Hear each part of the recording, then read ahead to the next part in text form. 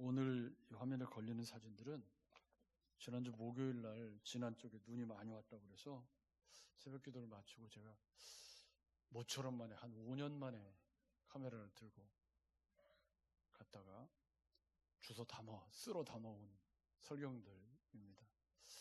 눈이 오면 흑백 세상이기 때문에 아름다운 걸 표현하기가 참 어려워요. 막 극한의 어려운 길들을 다니면서 담아온 사진이니 감사하게 보시면 좋을 것 같고요. 미국의 캘리포니아에 인생의 마지막을 앞둔 호스피스 환자들을 돌본 간호사가 41살이라고 그래요. 근데 서울신문에서 기사가 나서 제가 읽다가 캡처를 해 두었는데, 그 인생의 마지막을 호스피스 병동에서 보내는 사람들은 암에 걸려서 이제 마지막 인생의 시간들을 보내는 사람들이잖아요. 근데 이제 그 사람들이 눈을 감기 전에 평소에 당연하게 여겼던 것에 대한 후회를 많이 하면서 보내는데, 임종 직전에 있는 호스피스 환우들이 하는 3가지 후회가 있다고 그래요. 굉장히 우리에게 큰 교훈을, 울림을 주는 이야기라고 보았습니다. 첫째는 뭐냐면, 건강하게 보낸 지난 세월에 감사하지 않은 것. 이게 제일 많이 후회하는 거라고 그러네요. 당연한 걸로 여기고 그걸 은혜로 여기지 못하고 살아온 삶이 아파 보니까, 죽음을 앞두고 있으니까 건강한 게 얼마나 큰 복이었구나 하는 거를 내가 모르고 살았구나. 여러분 생각해보면 그래요. 우리 전사님 지금 팔이 하나 불편한데 이거 하나 불편하니까 타이프를 칠 수가 있어야지. 다른 건 뭐 말할 것도 없고 불편해 보면 이 건강한 것이 얼마나 큰 복인가를 아는데, 여러분 우리 인생도 주님 앞에 가게 되는 날이 올 텐데, 그때 건강한 날 감사하지 못한 걸 후회하지 않도록 오늘 건강한 삶에 대해서 좀 더 감사할 줄 알고 누릴 줄 알았으면 좋겠습니다. 두 번째는 뭐냐면, 일만 하느라고 인생을 낭비한 것도 두 번째 큰 후회라고 그래요. 어떤 사람들은 어쩔 수 없이 항상 일을 할 수밖에 없다라고 하면서도 그런 와중에라도 작은 일에 감사하면서 살 수 있다면 만족스러운 삶을 살 수 있었을 것이라고 그렇게 이야기했다고 그럽니다. 일할 수 있는 게 굉장히 큰 감사의 조건이지만, 일만 하다가 인생을 병들고 아파버린, 그럼 뭘 하라는 얘기죠? 일만 하지 않으면? 일할 수 있는 건강이 있는 건 굉장히 감사한 일이지만, 그 일할 수 있는 건강을 가지고 일만 할 것이 아니라 삶도 돌아보고 감사도 할 줄 알고 조금 나누고 베풀 줄 아는 그런 삶을 살았더라면 더 좋았을 걸. 일만 하느라고 전호조하고 천장 볼 시간도 없고 하늘 볼 시간도 없고 그렇게 인생을 살아보니까 늙었어요. 이제는 뭘 하려고 해도 건강이 안 따라줘서 못하고. 세 번째 후회는 인간관계에 대한 아쉬움. 사람들에게 좀 잘해줄 걸. 좀 그때 내가 그런 말을 좀 하지 않았으면 좋았을 걸. 이런, 특히 이 사람들과의 관계에서 원한을 품고 이렇게 아픔을 간직한 그런 인생을 살아온 것이 죽을 때가 되니까 그렇게 후회가 되더라고. 여러분, 엊그제 우리 동생 선교사한테 전화가 왔어요. 한 40분, 1시간 통화했는가? 요즘 좋은 세상이라 튀르키예하고 한국하고 통화하는데 40분, 1시간 통화해도 무료야. 참 좋은 세상이죠. 근데 제가 동생에게 한 말이, 어이 동생, 원수진 건 아니잖아. 살면서 다 이렇게 저렇게 다 아프고 어렵고 다 그러지만 그게 철천지 원수는 아니잖아. 그러니까 조금 안아주고 이해해주면서 그렇게 살아가는 게 맞지. 그랬더니 맞다고 그러더라고요. 죽을 때 돼가지고 막 남 미워하고 막 이렇게 막 원한을 품고 인간관계를 원만히 못하고 사람들과 어울려 살지 못했던, 그게 죽을 때니까 그렇게 후회스럽더라는 거예요. 여러분, 사람은 사람과 관계 속에서 행복해지도록 하나님이 지으셨는데 사람과 관계를 잘 못하면 후회가 남죠. 여러분, 언젠가 우리 인생도 주님 앞에 부름을 받는 날이 올 텐데 그때 우리 인생이 후회밖에 남지 않는 인생이 아니었으면 좋겠다. 그게 질병이 됐든 어떤 삶이 되었든 그때 잘못된 결정을 한 것이 내가 후회가 되고, 그때 누구의 말을 들었어야 되었는데 그게 후회가 되고, 돌아보니까 후회밖에 남지 않는 그런 인생이 되는 건 인생을 잘못 산 증거가 되겠죠. 한 해의 인생을 돌아보니까 감사한 일밖에 없다. 에베네셀, 주님이 여기까지 도우셨다. 그런 인생을 사실 수 있었으면 좋겠습니다.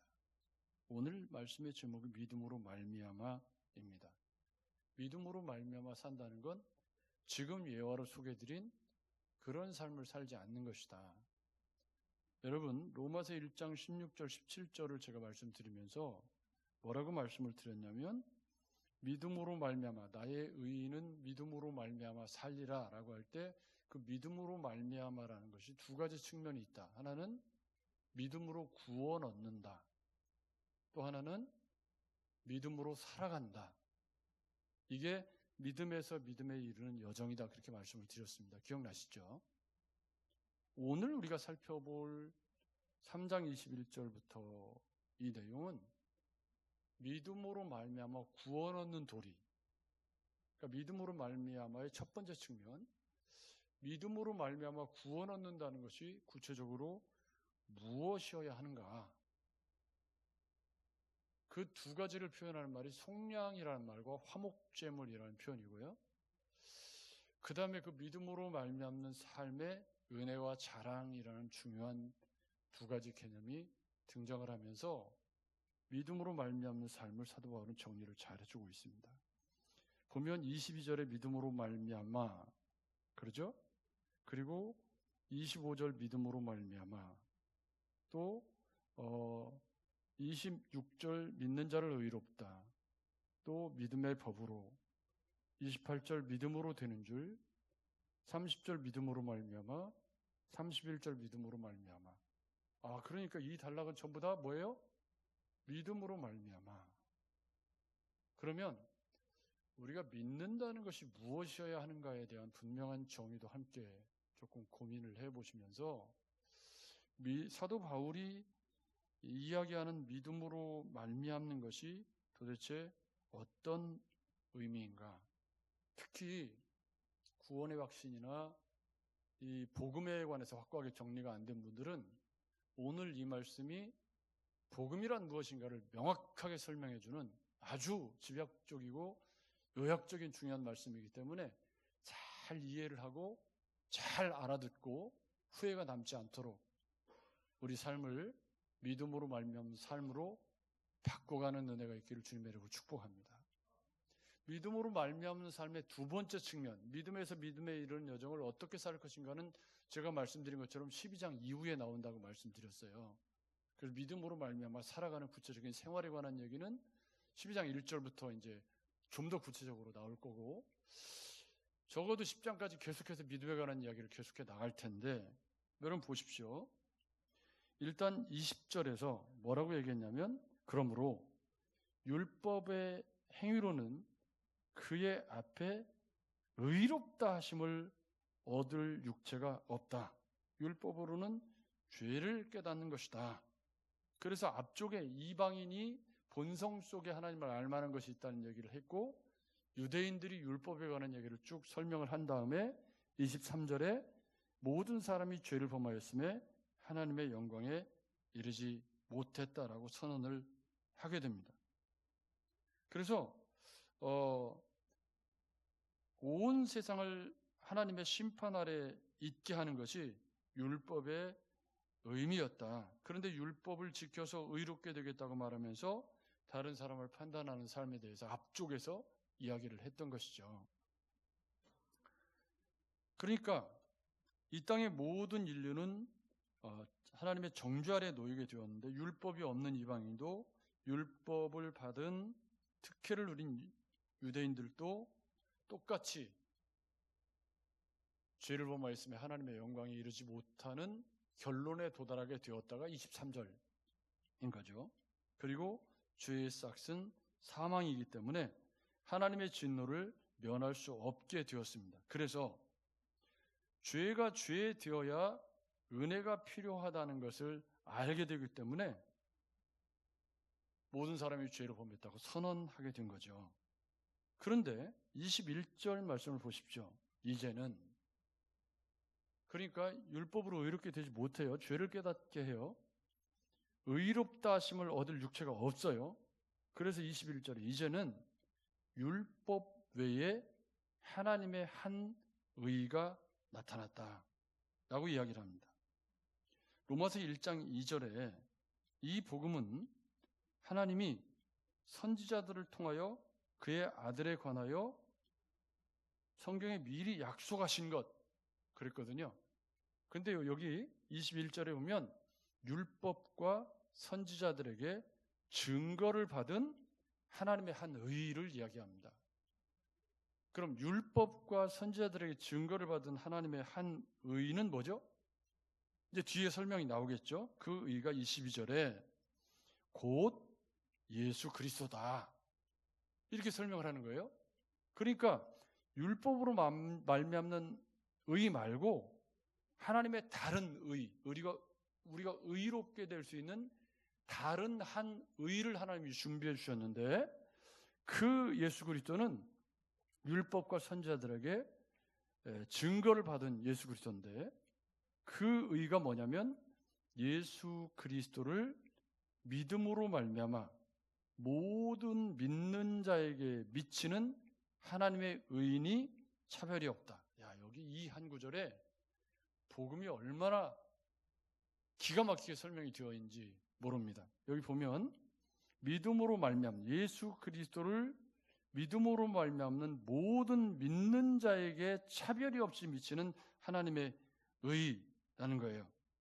그러니까 여기서 중요한 건 그 의를, 새로운 하나님이 준비하신 예수 그리스도라고 하는 그 의를 덧입을 사람이 누구냐면 유대인이나 이방인이나 잘생겼거나 못생겼거나 많이 배웠거나 뭐 어쩌거나 그것과 관계없이, 그것과 차별이 없이 모든 사람에게 미치는 그런 하나님의 의라는 거예요. 믿음으로 반응하는 모든 사람들에게 미치는 의라는 거죠. 그래서 율법을 지킴으로 의롭게 되는 그런 의가 아니라 하나님이 주신 다른 의가 필요하다. 그 의는 믿음으로 말미암는 모든 자에게 미치는 의예요. 핵심은 믿음으로 말미암는 자에게만 이 의가 미쳐지는 거죠. 여기서 구원과 선택과 유기라고 하는 어려운 문제가 나와요. 우리가 복음을 전하고 열심히 예수를 믿게 하기 위해서 애를 쓰지만 다 예수를 믿는 건 아닙니다. 아무리 복음을 전해도 안 되는 사람이 있어요. 참 이상하죠. 그러니까 여기 믿음으로 말미암는 모든 자가 핵심이에요. 하나님의 의를, 새로운 의를, 하나님이 준비하신 새로운 의는 믿음으로 말미암는 사람에게만, 즉 예수 그리스도를 신앙 고백하는 그 사람들에게만 미치는 의지, 그렇지 않은 사람들에게는 그 의가 상관이 없다는 말입니다.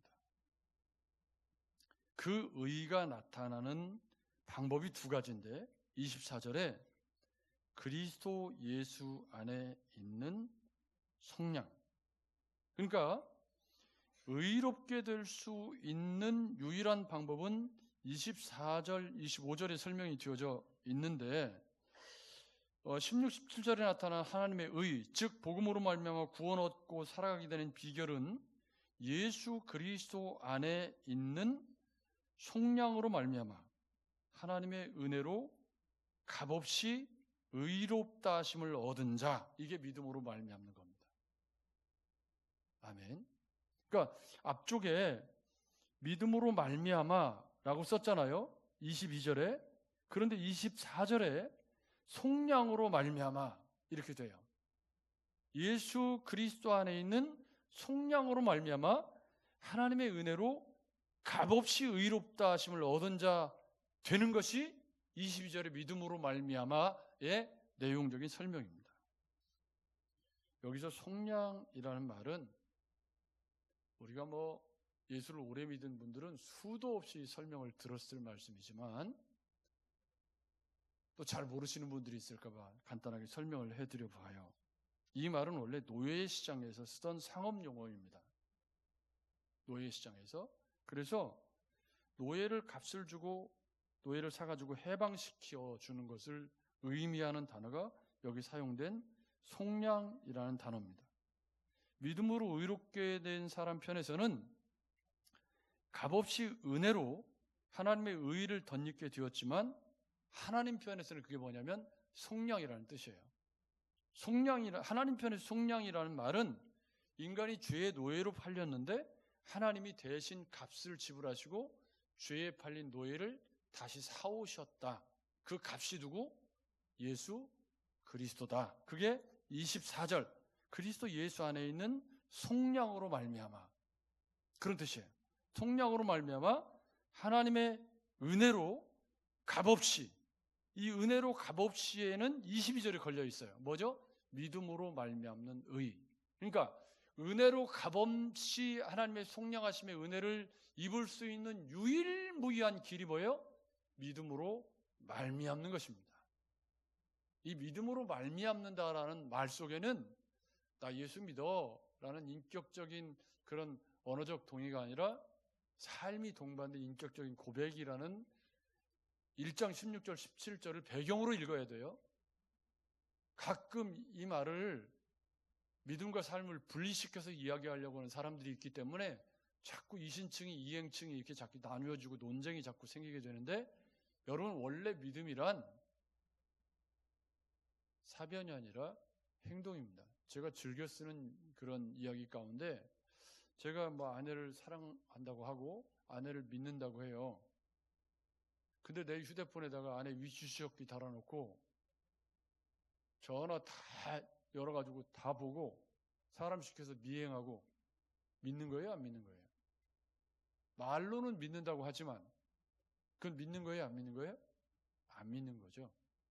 그러니까 여기 믿음으로 말미암아라고 할 때 그 믿는다는 말이 가지는 히브리서 기자의 설명을 꼭 이야기하지 않더라도 여기 믿음으로 말미암아라는 건 그 믿음이 삶이 뒷받침되는 것이어야 되는데, 첫 번째 이 믿음으로 말미암는 또 다른 의, 하나님의 또 다른 의가 어떻게 우리의 것이 되었느냐, 이것은 하나님 편에서 속량, 예수 그리스도를 대신 우리 죄의 값으로 치르시고 우리를 죄에서 다시 사오신 그 은혜로 값없이. 아멘.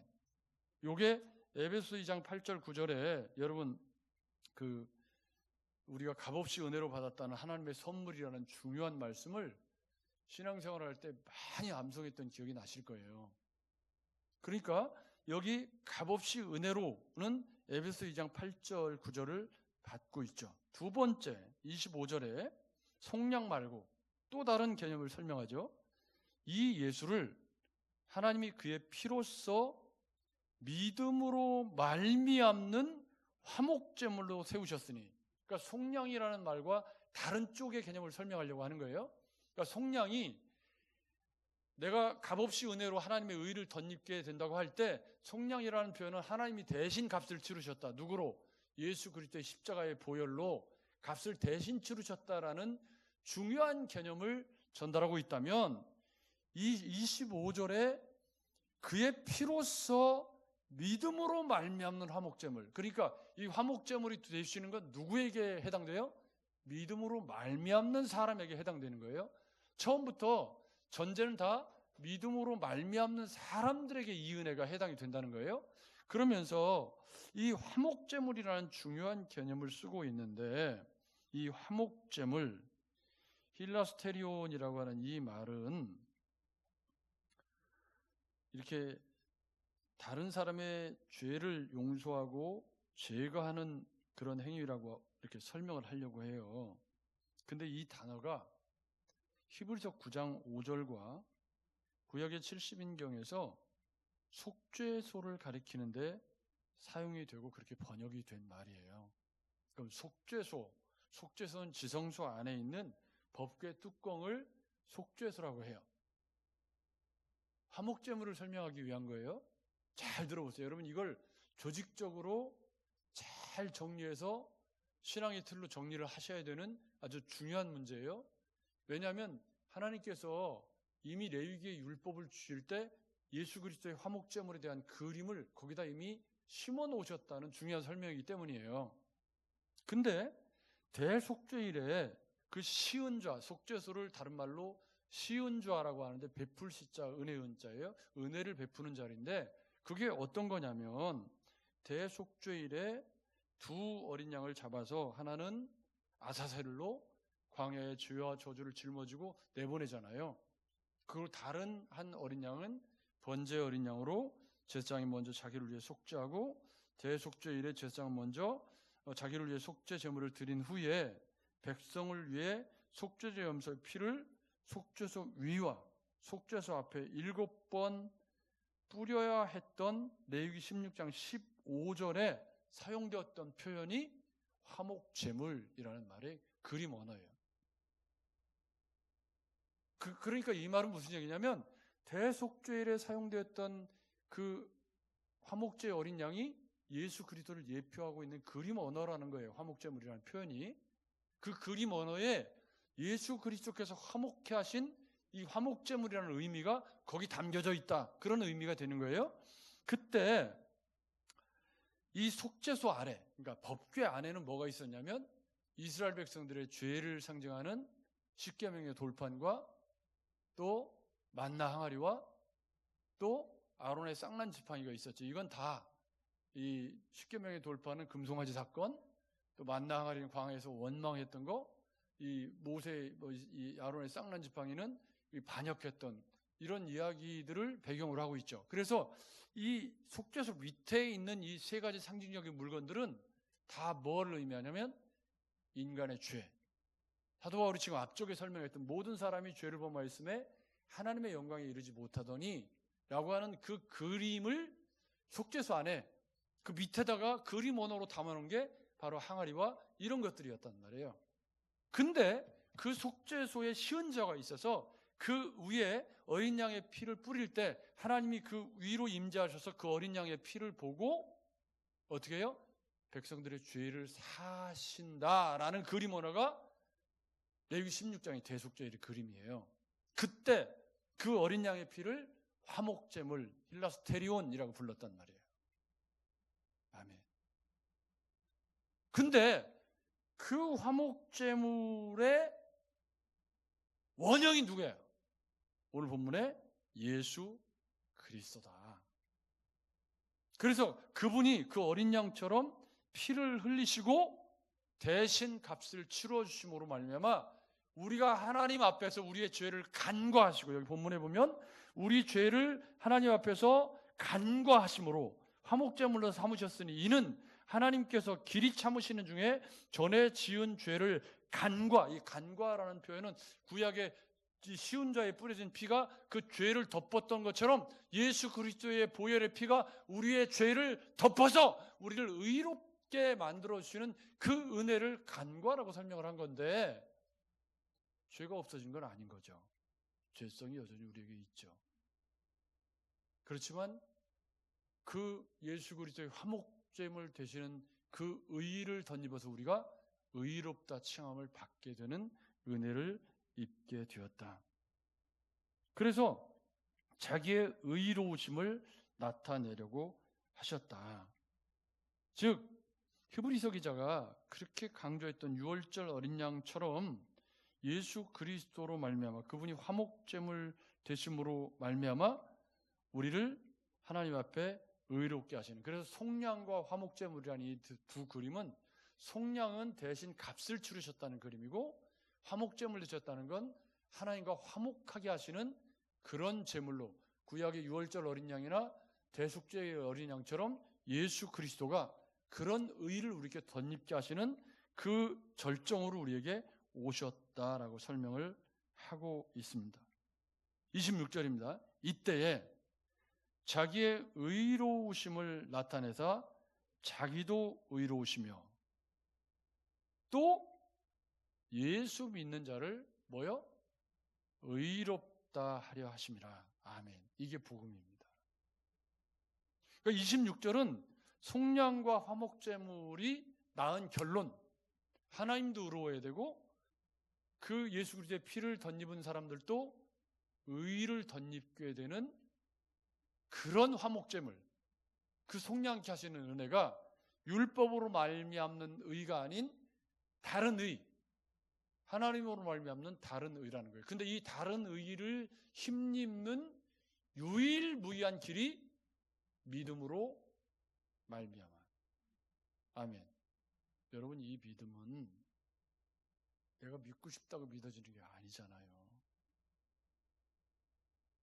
저도 예수를 믿고 안 믿는 가정에 태어나서 목사가 되어서 지금 30년 넘게 목회를 하고 있고, 제가 자주 신앙 고백을 드렸지만 저는 젊은 날에 꽤 밴드부도 했고 이렇게 예수 믿고 살게 된 내 삶에 대해서 저는 굉장히 늘 감사한 마음이 있어요.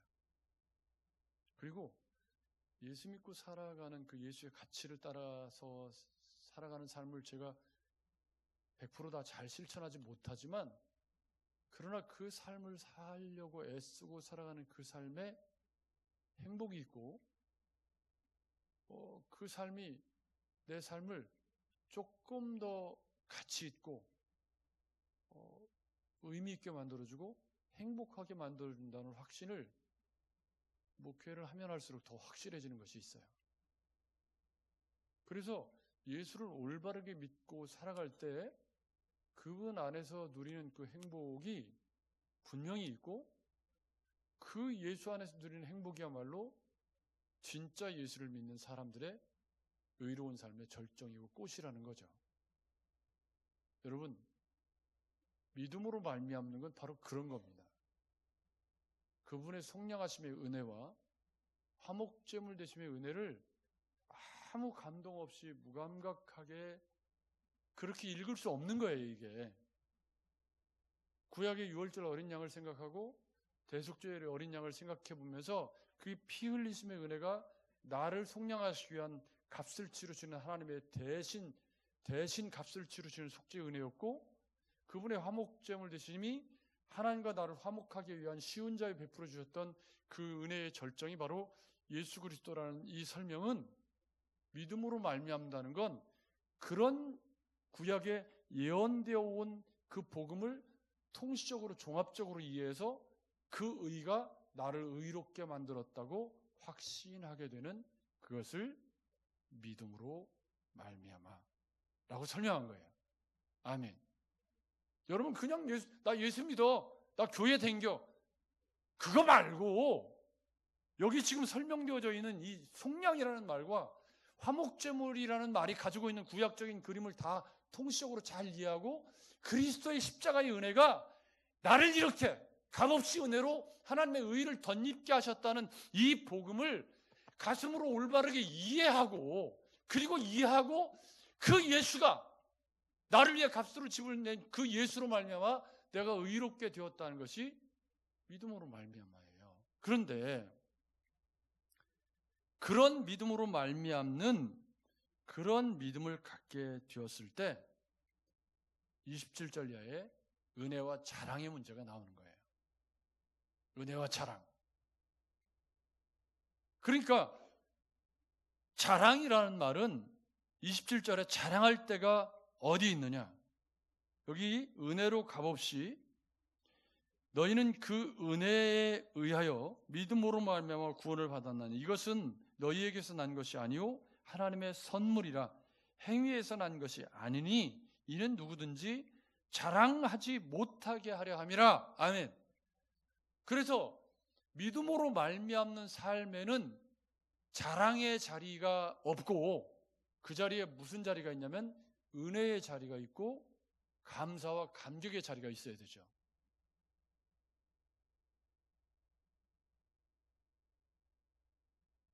근데 신앙생활을 하다 보면 슬그머니 은혜의 자리가 저리 좀 치워지고 그 자리에 뭐가 들어와요? 자랑이. 그게 이제 바알 종교의 본질이라고 제가 호세아서에서 정리를 했던 것처럼 내가병에 걸리기 시작하는 거예요. 은혜의 자리에 자랑. 이게 율법주의와 손을 잡게 되면 가장 치명적인 결론을 얻게 되죠. 내가 8일 만에 할례를 받고 아브라함의 후손이고 또 뭐 내가 뭘 했고 근데 여러분 그런 자랑이 막 입이 늘어지게 하는데 거기에 계속 내가가 들어가 있다면 믿음으로 말미암아 은혜로 값없이는 사라져버린 거죠. 신앙생활의 함정이 여기 있다는 거예요. 이게 유대인들이 빠져있는 함정이고 그 유대인들이 빠져있는 함정은 필연적으로 뭘 동반하냐면 은혜의 자리에 자랑이 들어가면서 다른 사람을 판단하고 정죄하고 아프게 하고 이게 들어가 있어요. 그래서 사람이 의롭다 하심을 얻는 것은 율법의 행위에 있지 않고 믿음으로 말미암아 되는 줄을 우리가 인정하노라. 그래서 하나님은 유대인의 하나님이 아니다라는 거예요. 그 세 가지 질문이 나오는데 첫째는 자랑할 수 있느냐? 27절. 자랑할 때가 어디 있느냐? 답변이 뭐죠? 같이 읽어볼까요? 자랑할 때가 어디 있느냐? 그게 답변이에요. 다시 자랑할 때가 어디 있느냐? 사도 바울의 결론이 있을 수 없다. 왜? 믿음으로 말미암는 삶에는 은혜와 감사만 있지 내가병이 들어올 자리가 없어요. 자랑이 들어올 자리가 없는 거죠. 여러분 뭔가 내가 삶이 의미 있는 삶이 되고 뭔가를 할 수 있는 사람이 되고 능력도 있고 뭐 그런데 그것을 주님이 되게 주신 은혜로 인식하는 사람은 그것이 늘 감사하죠. 뭔가를 할 수 있어서 감사하고 근데 그게 아니고 자꾸 그것이 자랑이 되고 공로가 되면 그러면 자꾸 서운한 마음이 들어오기 시작하고 문제가 자꾸 생겨나기 시작하는 거게 되죠. 그래서 믿음으로 말미암는 삶의 적용적인 측면에는 뭐가 있냐면 믿음으로 말미암는다는 건 속량하시고 화목제물 되신 예수 그리스도에 대한 감사와 은혜가 삶으로 꽃피워진다는 거예요. 두 번째, 유대인의 하나님이시냐? 29절입니다. 하나님은 다만 유대인의 하나님이시냐? 질문입니다. 이방인의 하나님은 아니시냐? 진실로 이방인의 하나님도 되시느니라.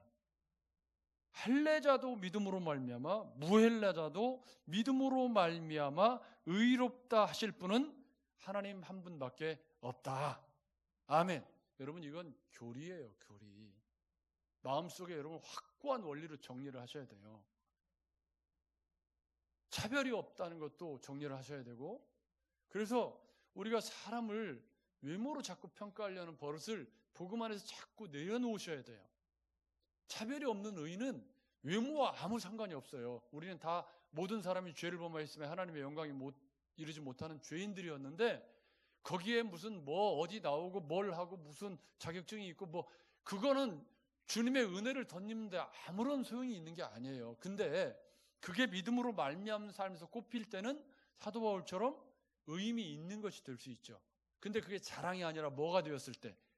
은혜가 되고 감사가 되었을 때 그게 꽃이 피어서 복음의 열매가 맺혀지게 되는 거겠죠. 세 번째는 믿음으로 율법을 파기하느냐라는 질문입니다. 31절. 그런즉 우리가 믿음으로만 율법을 파기하느냐? 그럴 수 없느니라. 도리어 율법을 굳게 세우게 된다. 그래서 문제의 핵심은 믿음으로 말미암는 삶은 공로가 아니고 은혜고 은혜로 값없이 구원받았다라는 사실을 올바르게 깨닫는 신앙이 믿음으로 말미암는 신앙이라는 거예요. 그 믿음으로 말미암는 신앙의 두 개를 가름짓는 말이 속량, 화목제물이라는 중요한 단어고, 그 속량과 화목제물 대신에 은혜를 아는 사람이 살아가는 삶의 방식이 은혜를 간직한 삶이라. 아멘. 여러분, 은혜를 간직한 성도는 감사를 하지 자랑을 하는 게 아니에요. 이해가 되셨죠?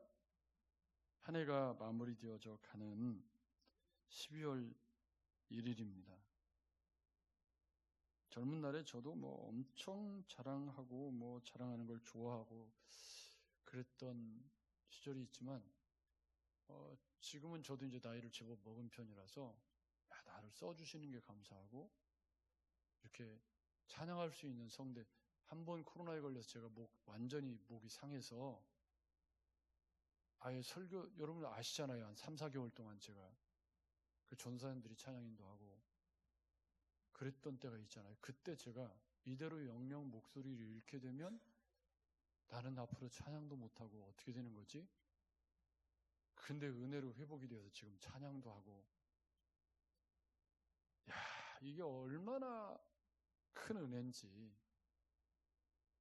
지금 기타 치면서 새로운 찬양을 배울 수 있고 부를 수 있는 이 은혜가 얼마나 고맙고 감사한지.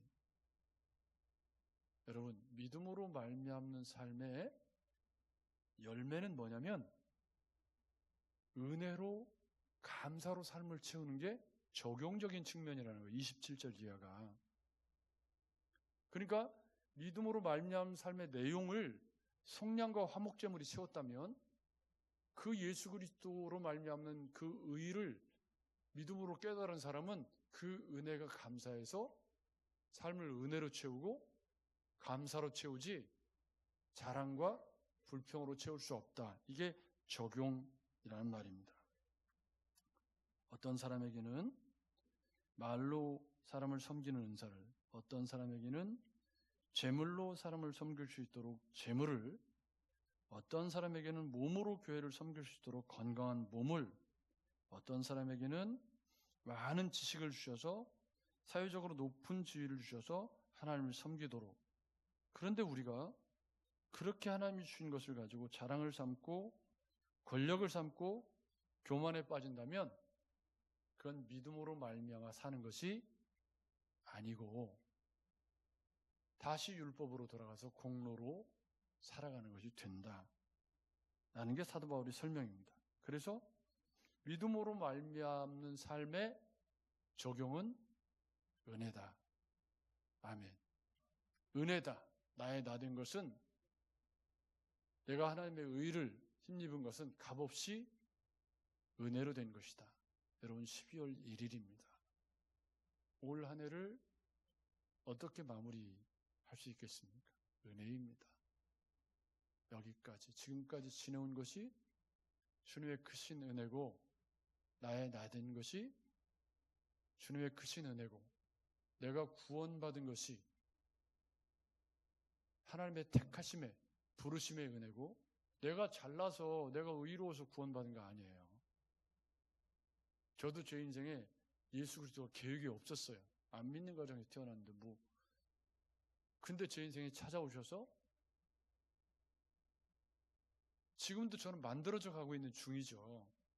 목사로 오랜 세월을 살았지만 여전히 부족한 게 많고, 젊은 날에 어렵게 살았으니까 그 삶의 때들이 지금도 계속 벗겨져 가는 중이지만, 그래도 제가 감사한 건 나 같은 사람을 불러서 이렇게 말씀을 전하는 은혜를 주시고,